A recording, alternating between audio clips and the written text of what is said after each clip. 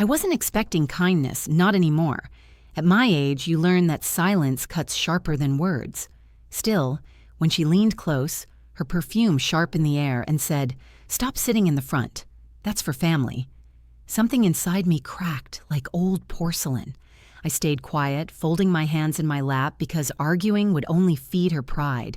But in that moment, in that hall filled with whispers and stiff suits, I realized something. Family, at least in their eyes, no longer included me. My name is Evelyn Carter. I'm 72 years old, a widow of 11 years, and a mother to one son who once meant more to me than the beating of my own heart. I worked most of my life as a school teacher in our small town. Chalk dust on my fingers, papers to grade late into the night, children's voices echoing down the corridors. Teaching never made me rich, but it gave me dignity, and it gave me the means to raise my boy after my husband passed. I wasn't born into wealth, nor did I ever seek it. What I had, I built through steady hands, long hours, and the quiet stubbornness that comes from surviving hard winters and harder years. And for a long time, I believed that was enough. That if I gave love, I would be loved in return. That if I gave loyalty, I would be held in loyalty. But life doesn't make such trades. My story begins not at the end, where the lawyer's voice cracked open an envelope and silenced a room, but years earlier, when I first saw the roots of distance creep between me and my son. It was a spring afternoon, bright with the kind of light that makes you want to linger outdoors. I had baked a lemon pound cake, his favorite since childhood, and carried it over to his new house. He had just married 2 months earlier, and I wanted to surprise them, to see how they were settling in. When I arrived, I saw her, my new daughter-in-law, Vanessa, standing in the doorway. She was beautiful, I won't deny that, with hair always perfectly set and clothes pressed as if she'd stepped out of a catalog. But her eyes, sharp as glass, scanned me like one might a guest who had overstayed their welcome. "Oh," she said flatly, glancing at the cake in my hands. "You didn't call." I smiled anyway, because that's what mothers do. We make excuses for coldness, hoping warmth will eventually return. "I just thought I'd drop by. I baked this for you both." She didn't take it. She stepped aside reluctantly, as though allowing me in was a duty rather than kindness.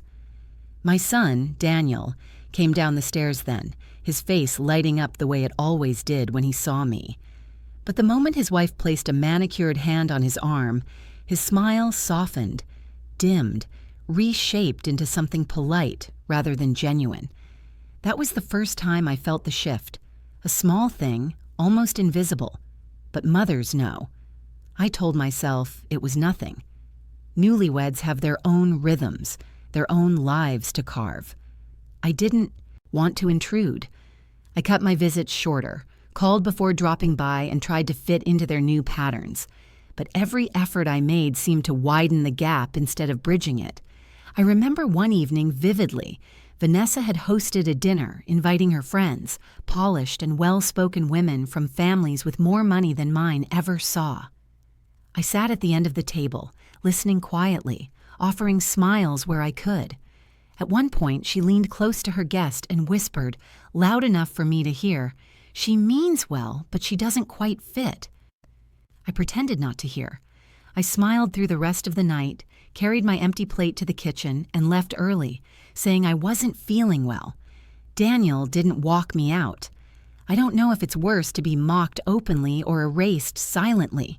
Both cut deep, just in different ways. Still, I endured. I endured because he was my son, and I told myself that enduring was what mothers did. I swallowed every slight, every dismissal, believing it was temporary, believing he would remember. But memory, I've learned, is fickle. It clings to what flatters and forgets what embarrasses. And in their eyes, I became an embarrassment. That brings me back to that day, the day of the lawyer's reading, when her words struck me hardest. "Stop sitting in the front, that's for family." I lowered my head, walked to the side, and sat quietly. My heart ached, but my silence had weight, because I knew something they didn't, something my late husband had left behind, hidden in a sealed envelope now resting on that mahogany table in front of the lawyer. And when that seal broke, when the truth spilled into the room, all their laughter, all their whispered cruelties would turn to dust. The hall smelled faintly of lilies and polished wood, the kind of scent that clings to formal places where people speak in hushed voices. It wasn't just a will reading. It was a gathering of people who wanted to see what piece of the Carter name might fall into their laps. Some came with expectation, some with curiosity, and some, like Vanessa, with greed thinly disguised as confidence. I had dressed carefully that morning, a soft navy dress, nothing flashy, with the pearl brooch Daniel's father had given me on our 20th anniversary. My hair was pinned neatly, though the silver strands refused to stay down the way they once did. I knew eyes would be on me, and I wanted to carry myself with dignity. As I walked toward the front row, my steps steady but my heart fluttering, Vanessa's voice sliced through the quiet like a knife. "Stop sitting in the front. That's for family." I froze. The weight of every gaze in that room pressed against me. Her words weren't loud, but loud enough that at least half the people heard. I saw the flicker of pity in one cousin's eyes, the smirk tugging at another's lips. Daniel stood a few feet away adjusting his tie, and though he must have heard, he said nothing. I don't remember lowering myself into the chair near the wall. I only remember the heat burning my face and the sound of my own pulse in my ears. My hands gripped my purse so tightly that the veins stood out across my knuckles. I told myself to breathe, to stay still, to not let them see the crack forming inside me. But the words echoed. That's for family. Family. I had given birth to that man standing at the front. I had rocked him through fevers, prayed over him before exams, worked double shifts so he could wear shoes that weren't patched from the thrift store. And now, his wife, the woman who had never known him as a boy with scraped knees and tear-streaked cheeks, had the audacity to decide who counted as family. What hurt more wasn't her cruelty, it was his silence. The lawyer, Mr. Whitman, cleared his throat at the podium. His voice was calm, practiced, the kind of voice that made words sound heavier than they already were. "We're here today to honor the last will and testament of Mr. Charles Carter." I lifted my eyes to the table where the envelope sat, thick and sealed with red wax. My husband's handwriting marked the corner, his familiar script steady even in his final months. Just seeing his name in ink made my chest ache. Charles had always been the anchor, firm, deliberate, thoughtful. And now, even in death, he held more authority in this room than the rest of us combined. Vanessa leaned into Daniel, whispering something that made him nod. Their posture was one of ownership, as though this day were already theirs. They believed the house, the savings, the land, all of it, was about to fall neatly into their hands. I watched them, quiet as ever, my face still, my heart a storm. Relatives shuffled in their seats, a few cleared their throats. Everyone seemed to glance toward me and then look away quickly, as if I were some outsider who had wandered into the wrong room. The sting of humiliation settled deeper when a distant cousin, a woman I barely knew, leaned toward her husband and muttered, "I guess she's just here to watch." To watch. My eyes burned, but I refused tears. If I had learned anything in 72 years, it was that tears often gave your enemies more power. No, silence would be my answer. Silence and time. Mr. Whitman began reading through the formalities, the introduction of the will, the witnesses, the date it was signed. His voice droned, and still my mind replayed Vanessa's words, as though she'd carved them into the wooden panels of the room. I remembered another gathering years ago. Daniel was just a boy then, nervous about his piano recital. He had begged me to sit in the front row so he could see me. "Don't sit in the back, Mom. I want to know you're there." Now here I was, tucked into the side, not by accident but by command. Time changes people, sometimes for better, sometimes for worse. I clasped the pearl brooch at my chest, feeling its smoothness under my fingers. It grounded me, reminded me of Charles. He would have hated this, seeing me treated as less than what I was. But he had known, hadn't he? Somewhere deep down, he had seen this fracture coming. Otherwise, why leave that envelope in Mr. Whitman's care? I let my eyes linger on it. The truth inside was mine alone for the moment, though soon it would belong to everyone in that room. Vanessa laughed softly at something Daniel said, her hand resting possessively on his arm. They looked like a portrait, polished, young, expectant. I wondered if they had even considered the possibility that Charles had chosen differently. I doubted it. Their arrogance was armor, and arrogance rarely imagines defeat. The lawyer adjusted his glasses and picked up the envelope. My breath stilled, and though the room was heavy with anticipation, I felt a strange calm bloom inside me. Because while they thought they were about to witness my erasure, I knew, just as surely as I knew the wrinkles on my own hands, that they were about to witness something else entirely, something that would turn their laughter to silence. As Mr. Whitman adjusted his papers and cleared his throat again, my mind drifted away from that suffocating hall and into the corridors of memory. It's strange how the mind does that, slips into the past when the present feels unbearable. I remembered Daniel as a boy, with a mop of dark hair that never lay flat no matter how much water I smoothed over it. He had the kind of smile that lit a room and the kind of laugh that made even the hardest days worth enduring. We didn't have much then. Charles worked long hours at the mill until his back gave out, and after that, it was my income that kept the lights on and food on the table.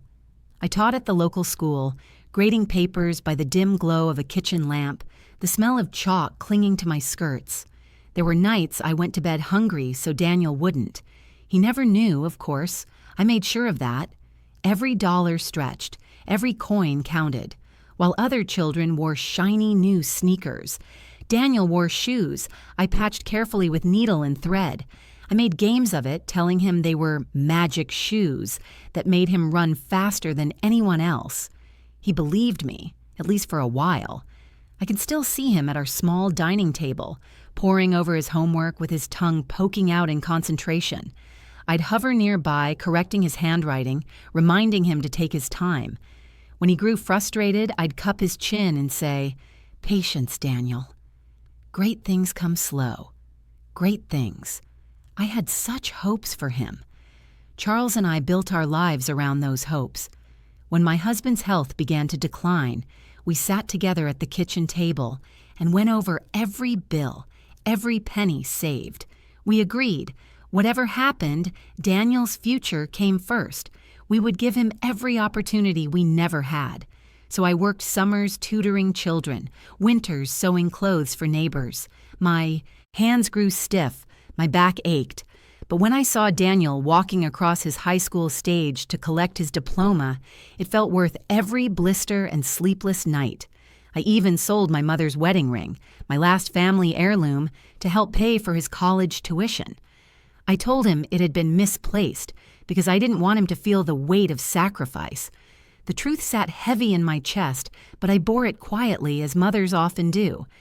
I think back to the nights when Charles, weary but gentle, would place a hand on mine and whisper, "You're giving him wings, Evelyn.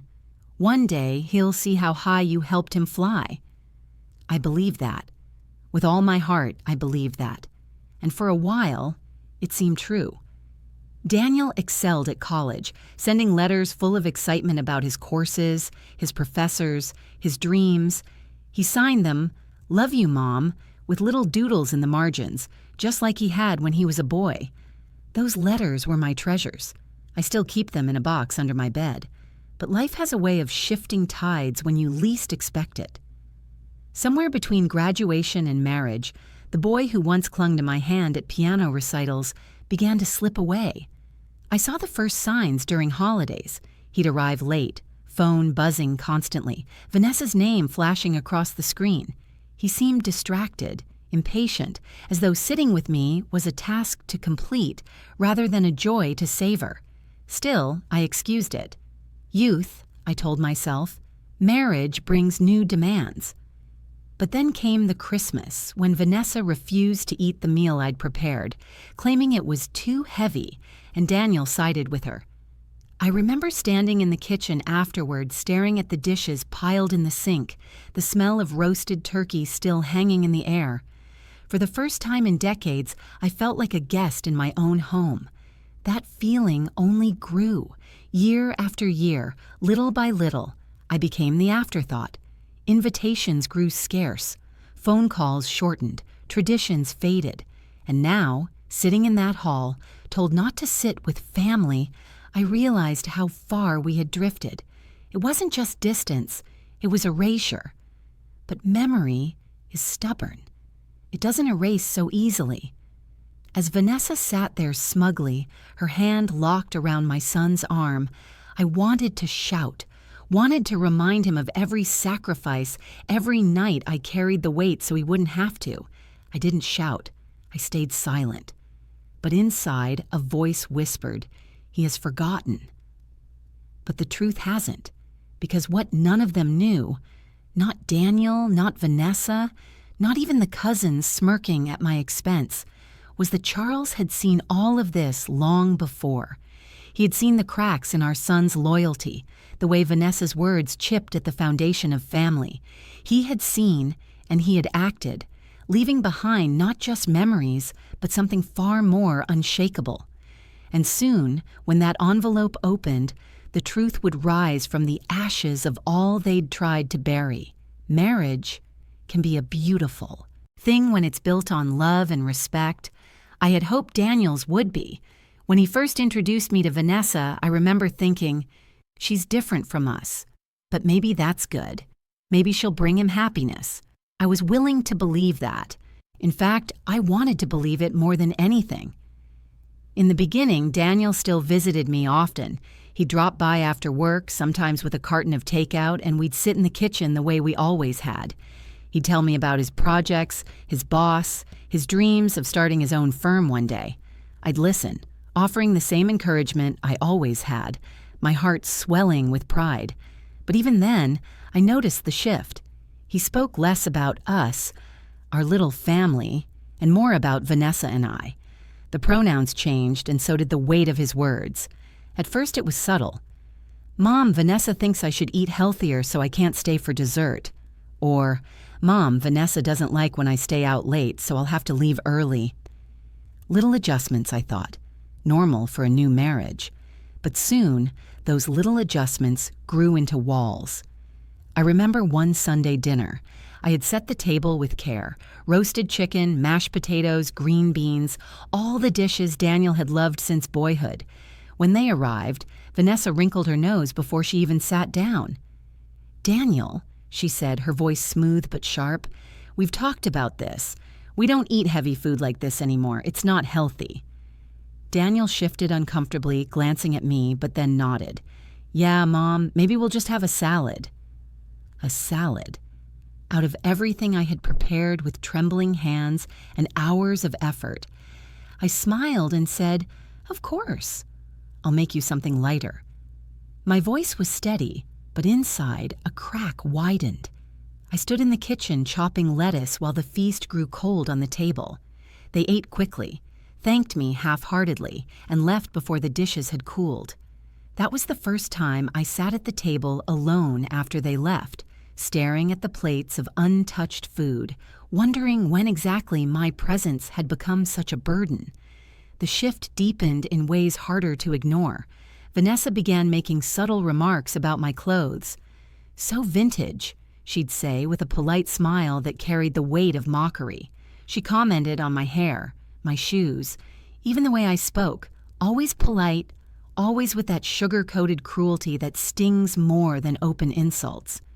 Daniel, once quick to defend me, grew quiet. His silence, I think, was worse than her words, because silence is agreement, whether he admitted it or not. It wasn't long before the invitations slowed. Birthdays that once included me became dinners I heard about after the fact. Holidays shifted to her parents' house, with vague excuses about convenience or space. When I called, Vanessa often answered, her voice clipped. "He's busy right now, Evelyn." "Can he call you back?" He rarely did. At first, I tried to fight the distance. I'd bring small gifts, drop off food, send cards. I thought maybe persistence would remind them I was still here, still part of them. But the more I reached out, the further they pulled away. The final blow came one summer when I suggested a family trip. Something simple, a weekend at the lake where Daniel used to fish with his father. I thought it would be good for us, a way to keep traditions alive. Vanessa smiled thinly and said, "That sounds sweet. But Daniel and I have our own plans. We're not children anymore, you know." Her tone wasn't cruel, not exactly. It was worse. It was dismissive, as if I were some relic from another time, clinging to traditions that no longer mattered. Daniel just nodded. "Yeah, Mom, maybe another time." There was never another time. By then I had stopped expecting warmth. I learned to live in the quiet of my own house, surrounded by memories that spoke more kindly to me than living voices. I busied myself with the garden, the church choir, the neighborhood children who still stopped by for cookies and stories. They reminded me that I wasn't invisible, not entirely, but every now and then I would catch myself staring at the phone, willing it to ring, hoping Daniel would remember the woman who had carried him through fevers, through heartbreaks, through every storm of his youth. Hope can be stubborn, even when reason tells you to let it die.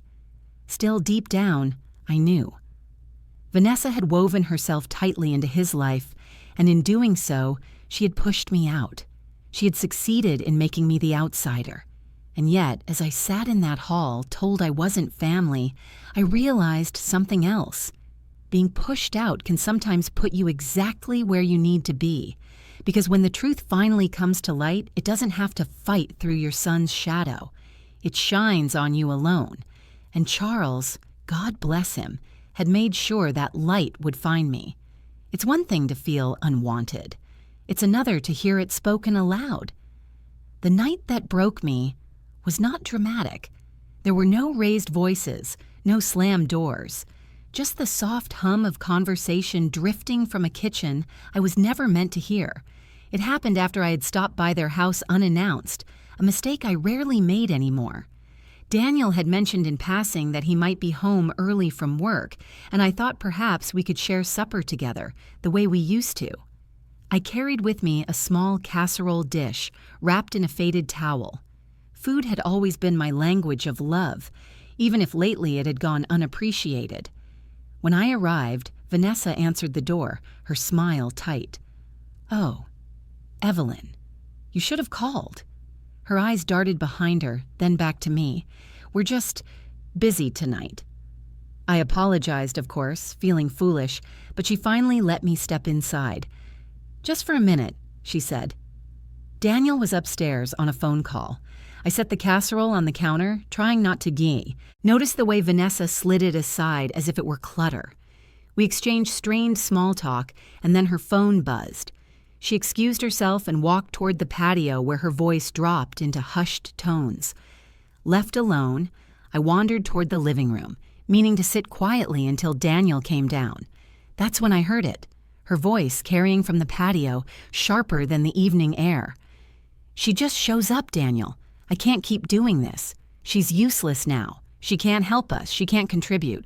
All she does is linger." My chest tightened. Daniel's voice followed, lower but distinct. I know, but she's my mom. What do you want me to do?" "Keep her quiet," Vanessa snapped. "Smile, nod, let her feel included just enough so she doesn't make trouble. But really, she needs to understand. We have our own lives. She's a burden now." A burden. The word sliced clean through me. I stood frozen, my hands trembling where they clutched the strap of my purse. My casserole dish, the one I had made with care, suddenly seemed like an absurd offering.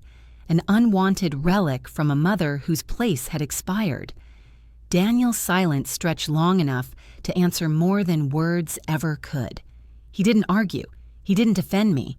He simply let the statement hang there, unchallenged, as though it were truth. I couldn't breathe. Quietly, I slipped toward the door, my footsteps muffled on the polished wood. My fingers fumbled at the handle, and for a moment I thought they might notice. But they didn't. Their voices carried on, rising and falling with the rhythm of two people building a life that no longer had room for me. The cool night air hit me as I stepped outside, but it didn't clear the fog in my mind. I walked to my car, the porch light glowing behind me like a spotlight on a stage where I had never belonged. That night, I sat at my kitchen table, the casserole untouched between us, as if it too carried the sting of rejection. I stared at the dish, my reflection warped in its glass lid, and felt something inside me collapse. It wasn't just the word burden. It was the casual way it had been said, as though my decades of sacrifice, my years of devotion, had boiled down to dead weight on their shoulders.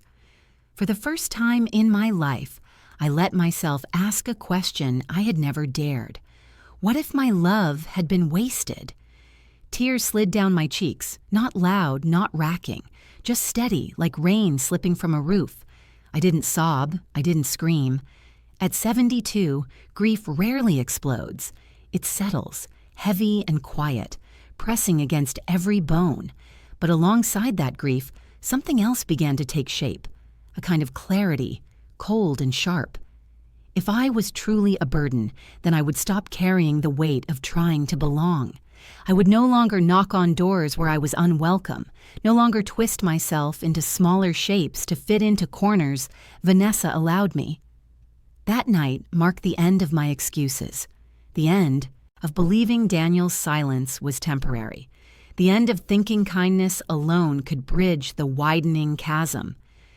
I didn't yet know what the future held, or that Charles had left me with a gift far greater than casseroles or patched shoes. But I knew this. I would not beg for a place in my own family. Not anymore. The days after that night blurred together.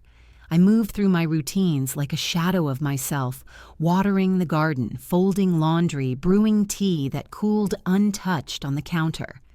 The house was quiet, save for the creak of the floorboards and the ticking of the old clock Charles had repaired years ago. I told myself I was done. Done waiting for calls that wouldn't come. Done walking into rooms where my presence was unwanted. Done holding my breath for scraps of kindness. It was a strange kind of relief in a way. Resignation can feel like freedom when you've been chained to hope for too long. Then came the letter. It arrived on a Tuesday morning, tucked neatly among the bills and advertisements in my mailbox. The envelope was thick, cream-colored, with the name Whitman and Associates printed in bold type across the top corner. My breath caught the moment I saw it. Mr. Whitman had been Charles's lawyer for decades, a man of few words but unwavering loyalty. He'd been there when Charles bought our first home, when we drafted life insurance, when we set up savings accounts for Daniel's schooling. And now, years after Charles's passing, here was his name again, summoning me. My fingers trembled as I slit the envelope open with the edge of a butter knife. Inside was a single sheet of paper, the words formal and direct. Mrs. Carter, you are requested to attend the reading of the last will and testament of Charles Carter, to be held on Friday at 2:00 p.m. at Whitman and Associates, Main Street office.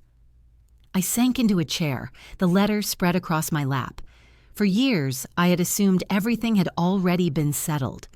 Charles had passed 11 years ago, and at the time, I thought his affairs were simple. Our modest house, his small pension, the savings we had carefully tended. I never questioned it. I lived quietly, using little, preserving what I could. Why now? Why, after all these years, would there be another reading? The paper seemed to hum in my hands, heavy with questions. And though I didn't yet know the answers, a whisper stirred in me. Charles planned this. I thought back to the last years of his life. His body had grown frail, but his mind remained sharp. He'd spent long hours at his desk, writing letters, sorting files, sealing envelopes. Whenever I asked what he was doing, he would smile faintly and say, "Just making sure things are in order, Evelyn. For you." For me. At the time, I assumed he meant ordinary things, ensuring bills were paid, accounts balanced. But now, holding that summons, I realized he had meant more. Much more. The rest of the week passed in restless anticipation. Sleep came in, fitful bursts. I found myself pacing the hallway at night, staring at the brooch he had once pinned to my dress, whispering into the empty air, "What did you do, Charles?" On Thursday evening, Daniel called. His voice was clipped, almost impatient. "Mom, you got a letter too, right? About Dad's will?" "Yes," I answered cautiously. "Good, just make sure you're there. It'll be quick. Vanessa and I are handling most of it, but Mr. Whitman wants all immediate family present." Handling most of it. His words carried assumption, entitlement, as though the outcome was already written in their favor. "I'll be there," I said softly. I could hear Vanessa in the background, her voice sharp, saying something about formalities and finally moving forward. After we hung up, I sat in silence for a long time, the letter still on the table beside me. My hands were steady now. Whatever Charles had left behind, it was meant to be revealed in that office, in front of them all. Friday came, clear and cool, the kind of day Charles would have liked. Sunlight spilling across the porch, bird song in the distance. I dressed with care, choosing the navy dress again, the pearl brooch fastened firmly at my collar. My reflection in the mirror looked older than I remembered, lines carved deep from years of waiting, of enduring. But there was something new, too, a steadiness. I arrived early, the clock on Main Street striking 1:30 as I walked up the stone steps of Whitman and Associates. Inside, the office smelled faintly of leather and ink, lined with shelves of heavy books whose spines gleamed with gold lettering. I sat in the waiting room, my purse folded neatly in my lap. One by one, the others trickled in. Distant cousins, a few acquaintances, and finally Daniel and Vanessa. She swept in as though the office belonged to her, heels clicking against the polished floor, her hand looped through my son's arm. They barely glanced at me. At 2:00 sharp, Mr. Whitman appeared, tall and stooped, his hair more silver than I remembered. "If you'll all follow me," he said, gesturing toward the conference room. As we filed in, I caught sight of the envelope waiting on the polished mahogany table. Thick, sealed. My husband's handwriting scrawled across the corner. I lowered myself into a chair near the wall, out of the way, out of sight. Vanessa smirked at my choice of seat, her earlier words still ringing in my ears. That's for family. Let her smirk, I thought. The truth is patient, and soon it would speak. The conference room was long and narrow, its walls lined with shelves of legal volumes whose spines gleamed under the warm light. At the center sat a polished mahogany table, wide enough to hold the weight of legacies and expectations. At the far end, the envelope waited, sealed in red wax, its edges worn with time. My husband's name was written in steady, familiar script across the corner, even from my chair, against the wall. It seemed to call to me. But before the truth could rise, humiliation had one last performance. I had chosen a seat quietly at the side, not wanting to invite another comment. But Vanessa noticed anyway. She leaned forward in her chair, her voice pitched low but carrying in the silence. "Good choice, Evelyn. The front is for family." A ripple of stifled chuckles came from two cousins at the table. They glanced at each other, amused at the cruelty. My son, my Daniel, sat stiff beside her, staring at his folded hands. He didn't rebuke her. He didn't look at me. I folded my own hands in my lap, willing them not to tremble. Dignity was sometimes nothing more than sitting still when the world tried to push you to the ground. Mr. Whitman cleared his throat, adjusting his spectacles. "Thank you all for coming. We are here to read the last will and testament of Charles Carter." The murmurs ceased. Every eye turned toward him, hungry, expectant. As he began reading the formal preamble, the date the will was drafted, the names of the witnesses. I let my gaze rest on the brooch at my collar. Charles had fastened it there once, his hands gentle, his voice saying, "You carry my heart, Evelyn." Don't ever forget that. I hadn't, even when our son did. Mr. Whitman continued, "As per Mr. Carter's wishes, his estate is to be divided according to the instructions in this sealed document, dated and notarized." He lifted the envelope with care, the wax glinting under the light.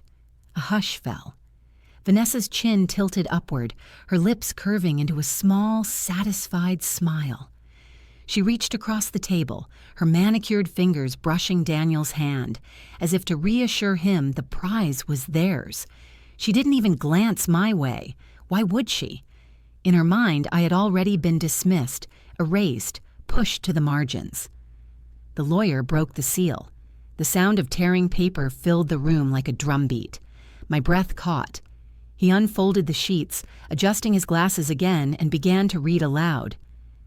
"I, Charles Carter, being of sound mind and body, do hereby declare this my last will and testament." His voice was steady, deliberate.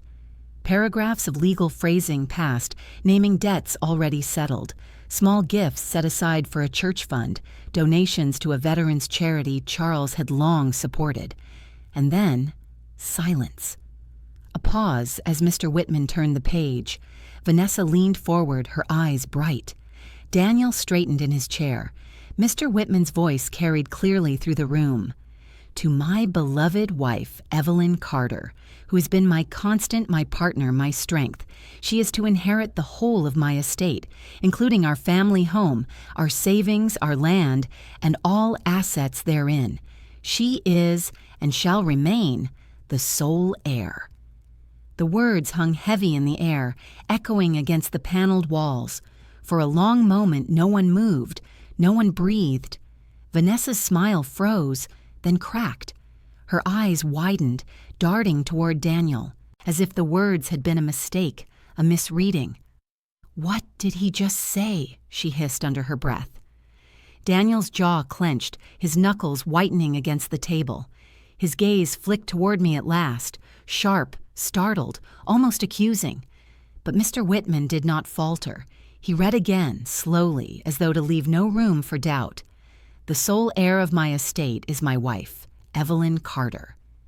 A stunned silence pressed against the room, thick and suffocating. The cousins who had smirked earlier now avoided my eyes, shifting uncomfortably in their seats. The air seemed to vibrate with disbelief. Vanessa was the first to break.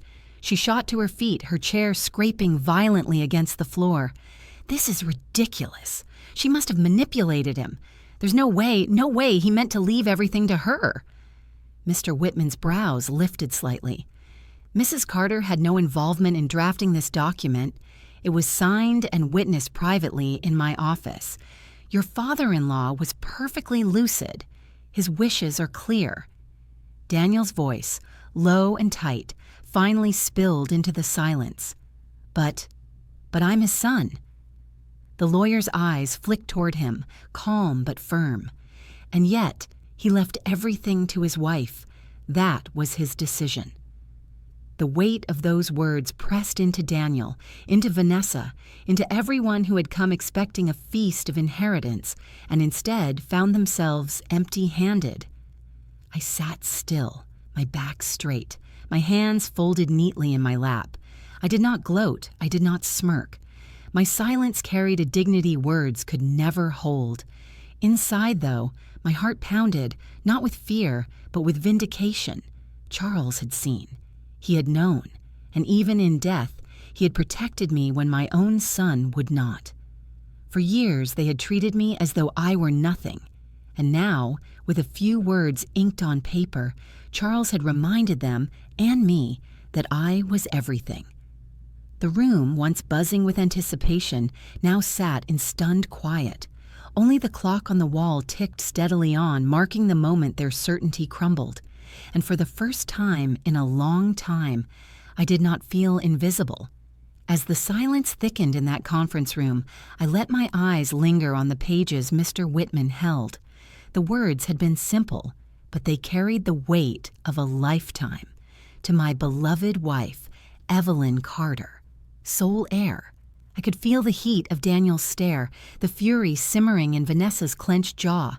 Yet my mind was not on them. It was on Charles, on the man who had always seen me, even when others had looked past me. Charles had been a quiet man by nature. He was not prone to speeches or grand gestures.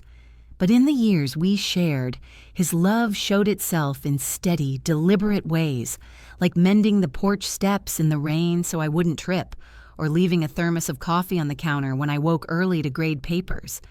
And it was that same steady love, I realized, that had led him to make the decision none of them had expected. Remembered one evening, years before he passed. His body had already begun to fail him then. His hands trembled slightly as he held his pen. His breathing came slower. He had been sorting through papers at the kitchen table, the lamplight casting shadows across his face. "Charles," I had said softly, placing a hand on his shoulder, "you've been at this all night. Come rest." He shook his head, his eyes fixed on the documents before him. "Not yet, Evelyn. There's something I need to set right." I frowned, worried. "What is it?" He looked up at me then, his gaze piercing in a way that made me feel both seen and shielded. "I don't like what I'm seeing in Daniel." I blinked. "What do you mean?" Charles sighed, pushing the papers aside. "He's drifting. Don't you notice it? He doesn't come around as much, and when he does, it's like he's halfway out the door. That wife of his—" He paused, choosing his words carefully. "She doesn't respect you, Evelyn, and he doesn't stop her." The words stung, though I had felt their truth myself. I opened my mouth to defend Daniel, but Charles held up a hand. "I know he's our son, and I love him, but I won't blind myself to what's happening." He reached for my hand, his grip still firm despite the weakness creeping into his body. "I've watched you give everything, Evelyn. You carried us when my back gave out. You sacrificed for Daniel's education. You kept this family together. And I'll be damned if after I'm gone, you're left at the mercy of people who can't even honor you." Tears had pricked my eyes then, hot and sudden. "Charles, don't—" He squeezed my hand tighter. "No, listen. A man's job isn't just to love his wife while he's alive. It's to protect her when he's gone. And that's what I'm doing." That night, he drafted new documents. I remember the careful way he wrote, pausing to steady his hand, the determination etched into every line of his face. When I asked why he was putting everything in my name, he said simply, "Because you've already proven you know the value of sacrifice. You won't waste what we built, and because you deserve to live the rest of your days with dignity, not scraps." I hadn't understood then how prophetic he was being. I wanted to believe Daniel would come around, that Vanessa's sharpness would soften with time. I wanted to believe love would be enough. But Charles had seen further than I could. He had seen the quiet erosion of respect, the subtle rewritings of family roles. He had seen, and he had acted, not out of bitterness, but out of love. And now, in this conference room, his foresight stood like a shield between me and the humiliation they had tried to bury me under. I could almost hear his voice in the stillness. "Stand tall, Evelyn. I've given you the ground to stand on." Vanessa's voice broke through my memory, shrill and disbelieving. "This can't be right. There must be another version of the will, some mistake. He wouldn't leave everything to her." But I knew better. There was no mistake. Charles had placed his trust exactly where he meant to, into the hands that had held him steady through sickness, into the heart that had carried their son through every storm. Mr. Whitman, unshaken, adjusted his glasses. Mr. Carter was very clear. This is the final legally binding document. His wishes are not ambiguous. I sat quietly, my fingers resting lightly on the brooch at my collar. For the first time in years, I didn't feel like an intruder. I felt like what Charles had always seen me as, the heart of this family. And though the others shifted uncomfortably, their whispers buzzing like flies around the table, I sat in calm silence. Because I knew the truth. I had known it the moment Charles put pen to paper all those years ago. He had seen me, and in the end, that was enough. The silence that followed Mr. Whitman's words was so heavy I could almost hear the tick of the clock above the doorway. It was as though the air itself had thickened, pressing against every chest in the room. Then, like a spark striking dry kindling, Vanessa exploded. "This is insane!" she shrieked, her voice echoing off the paneled walls. She shoved her chair back so violently it scraped the floor. "There's no way this is legal. Her manicured finger jabbed in my direction. She must have tricked him, manipulated him when he was sick. Her eyes burned into mine, sharp with fury. But I didn't flinch. I kept my gaze steady, my hands folded calmly in my lap. Mr. Whitman adjusted his spectacles, his tone unshaken. "Mrs. Carter had no part in this. I personally oversaw the drafting and signing of this will. Your father-in-law was lucid, deliberate, and firm in his wishes. There's no question." Daniel shifted in his seat, his face pale and drawn tight. He swallowed hard, his jaw clenching. "But I'm his son," he said finally, his voice low, almost pleading. "I'm his only son. Doesn't that mean anything?" The lawyer's reply was simple, almost gentle. It meant enough for him to make this decision. He chose his wife as sole heir. That was his right, and he exercised it. The weight of those words struck harder than any blow. Daniel's head snapped toward me then, his eyes searching mine as if I could rewrite what had been read. "Mom, you can't just take it all. You can't let it end like this." I opened my mouth to speak, but Vanessa cut in, her anger rising like a storm. "Of course she can. That's exactly what she's doing, sitting there smugly while everything we've worked for is snatched away." "Everything you've worked for?"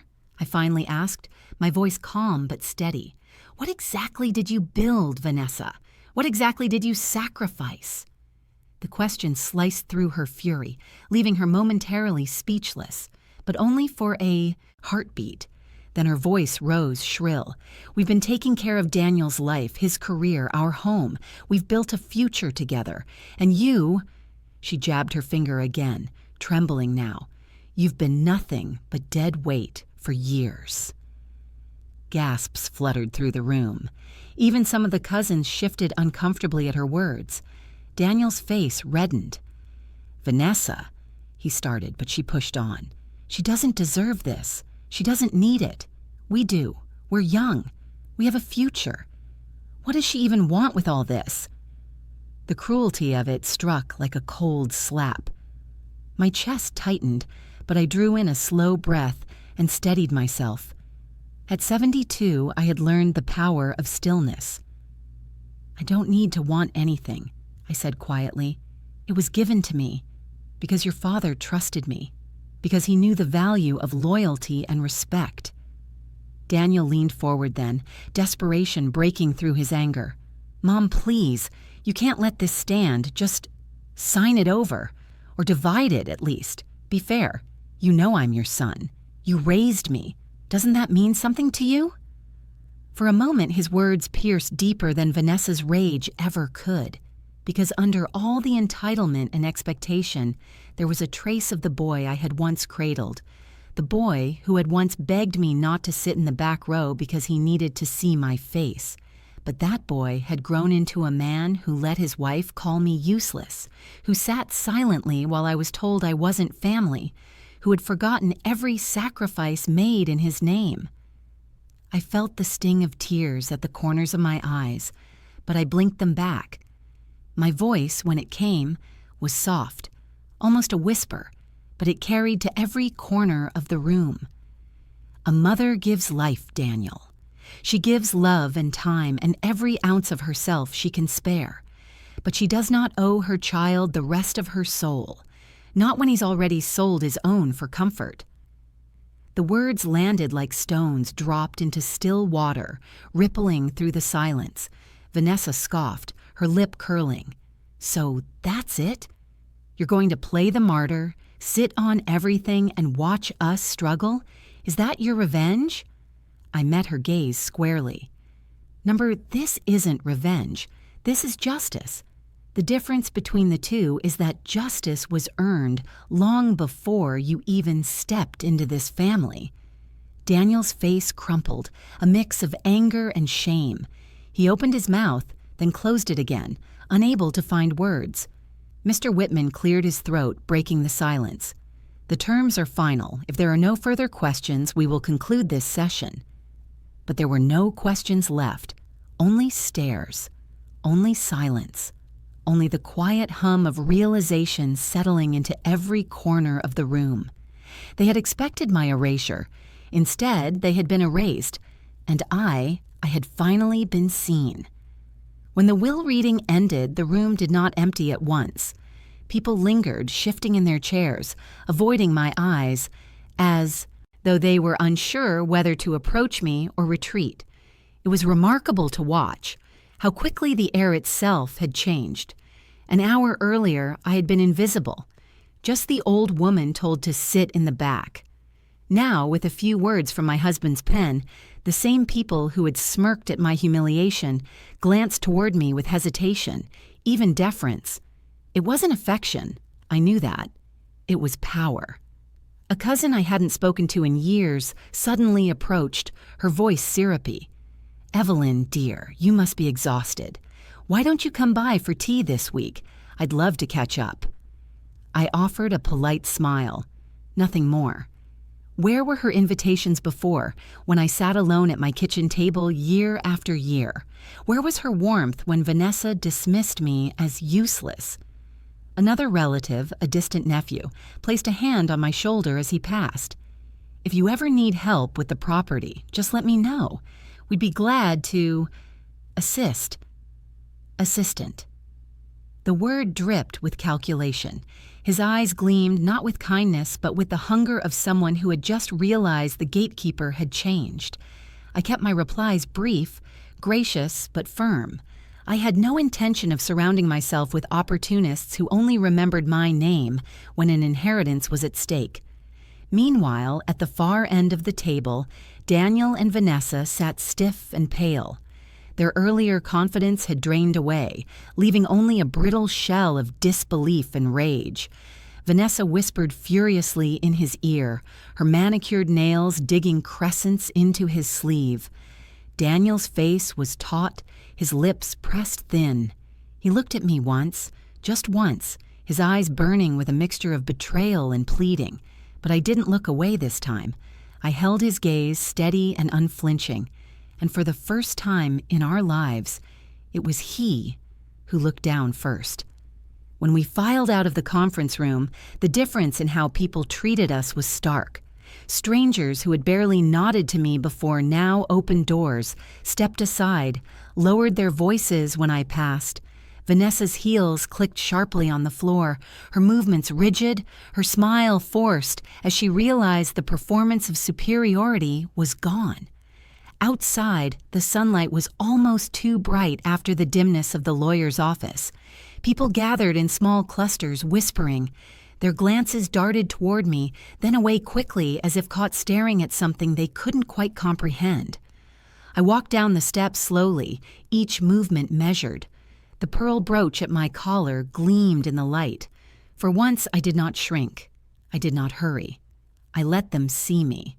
A neighbor, one who had once told me she was too busy whenever I'd invited her for coffee, approached cautiously. "Evelyn, dear, I just want to say, Charles was a wise man. He knew what he was doing." I nodded, offering a quiet, "Yes." He did. Behind me, I heard Vanessa's voice break, sharp and furious. "This isn't over, Daniel. We can fight. We can challenge it." Mr. Whitman, who had followed us outside, shook his head firmly. "You would waste your time and money. The will is ironclad." Daniel groaned, rubbing his temples. "Vanessa, just stop." Her face twisted, her pride unraveling in public. Stop? Stop when she's taken everything? When we're left with nothing? She turned her venom back toward me. You must be proud of yourself, sitting there smug while we... Her words faltered when she saw the others watching, their expressions hardening. The cruelty that once drew chuckles now earned her scorn. Funny, I thought. Respect and disgrace are two sides of the same coin, and today the coin had flipped. I didn't respond to her outburst. I didn't need to. My silence was answer enough. That evening, when I returned home, I brewed a pot of tea and sat by the window, watching the last light fade from the garden. The house felt different, heavier somehow, not with loneliness, but with possibility. For so long, I had lived quietly, half erased by the shadows of others. But now, Charles's voice echoed in my heart. Stand tall, Evelyn. I've given you the ground to stand on. And I realized that from this day forward, I would no longer be the woman pushed into corners, told to sit in the back. I would be the woman at the center, not because of money, not because of inheritance, but because dignity had been restored. As for Daniel and Vanessa, the whispers spreading through the town that evening weren't of my humiliation anymore. They were of theirs. Power shifts quietly sometimes, almost invisibly, but once it shifts, it doesn't return. It didn't take long. 3 days after the will reading, I heard the knock at my front door. Not a timid knock, not a neighborly tap, but a sharp, impatient pounding that rattled the glass in its frame. I knew who it was before I even looked. When I opened the door, there stood Daniel and Vanessa.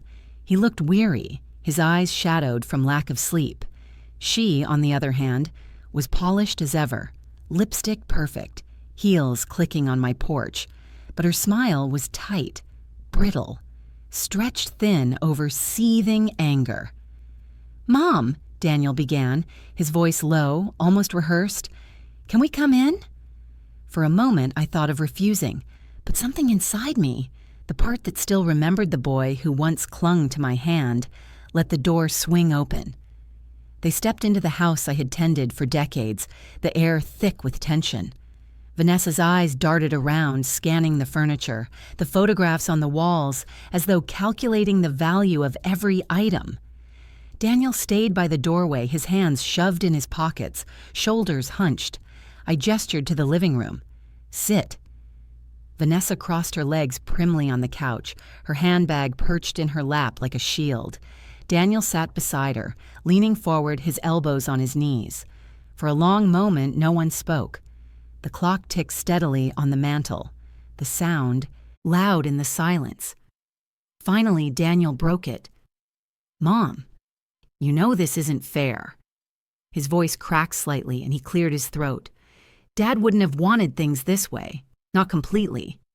I raised an eyebrow. "Your father wrote that will himself. He was clear. He wanted me protected." "Yes, but..." Daniel ran a hand through his hair. "You don't need it all. You're comfortable here. You've got enough to live on. Vanessa and we're building a future. We need resources. You don't." Vanessa jumped in then, her tone smooth, almost syrupy. "Evelyn, surely you can see this from our side. You're in your 70s. What do you really need with land, assets, accounts? Daniel and I want to start a family. We want to build something lasting. Isn't that what Charles would have wanted? For his son to carry things forward?" Her words were honeyed, but her eyes betrayed her. They gleamed with calculation, not love. I leaned back in my chair, folding my hands in my lap. "Your father wanted his wife to live her remaining years with dignity, not to beg at her son's table. That's why he did what he did." Vanessa's smile slipped. "Dignity. Evelyn, you're being selfish. You're punishing us because of petty feelings. We're family. Don't you care about Daniel?" Her voice sharpened on the last words, as though love were something I had to prove by handing over my life's security. I turned to my son then. "Daniel, look at me." He hesitated, then lifted his eyes to mine. They were tired, conflicted, but beneath it all there was a hardness I hadn't seen when he was young. A man shaped not by gratitude, but by entitlement. "I carried you," I said softly, "through nights when you were sick, through years when money was scarce. I went without food so you could eat, without rest so you could learn. And I did it gladly, because you were my son, because I believed love meant sacrifice. But love without respect—" My voice wavered, but I steadied it. "Love without respect dies." Daniel swallowed hard, his jaw working. "Mom, please, don't do this." Vanessa leaned forward, her mask cracking. "If you don't give us what's rightfully ours, you'll regret it. We can make this very difficult for you." I met her glare calmly. "The only thing I regret is that my son let a woman speak for him while he sat silent. You call this yours, but it never was. It was mine and Charles's, built through years of work and sacrifice you will never understand." Daniel flinched as though struck. I stood then, my voice steady, filling the room. "A mother gives life, but she does not owe her child her soul, and she certainly doesn't owe his wife a fortune." For a long moment the room was silent except for the ticking clock. Vanessa's face twisted, her composure slipping entirely. "Come on, Daniel," she snapped, grabbing her bag. "We're wasting our time." He lingered a moment longer, his eyes flicking between me and the floor, as though searching for something. Pity, perhaps, or weakness. But I gave him none. Finally, he stood and followed her out. The door shut behind them with a finality that rattled through the walls. I sat back down, my heart pounding but steady. For the first time in years, I had not bent. I had not yielded. And though the ache of loss still pressed against my chest, another feeling bloomed quietly beneath it. Strength. Charles had given me the ground to stand on, and I had stood. The house was quiet after they left, but not the kind of silence that weighed heavy. This silence felt different, like the calm that follows a storm when the air is washed clean and the sky is clearer than it was before. For days afterward, I found myself walking through the rooms of my home, touching the walls, the photographs, the small objects that carried decades of memory. This house wasn't just a place to live. It was proof of a life built brick by brick, sacrifice by sacrifice. And now, thanks to Charles's foresight, it was still mine. Secure, untouchable. But security alone wasn't enough. I thought of Charles's words. "You won't waste what we built." He hadn't just trusted me to keep the estate. He had trusted me to honor it. So I began to think differently about what it all meant.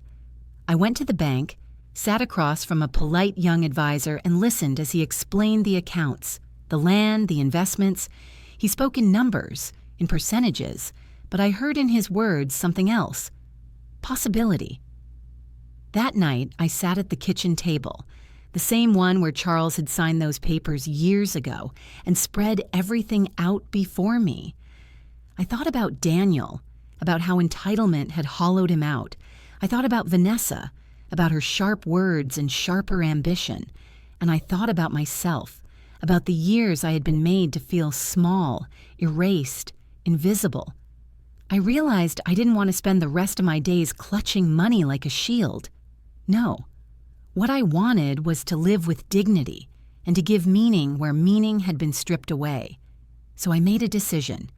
I met with the local church council and set up a small fund in Charles's name, a scholarship for young people in the community who couldn't afford college, the way Daniel once couldn't have without us. I met with the town library and donated money for a new reading room, dedicated to teachers who had given their lives to shaping minds, as I once had.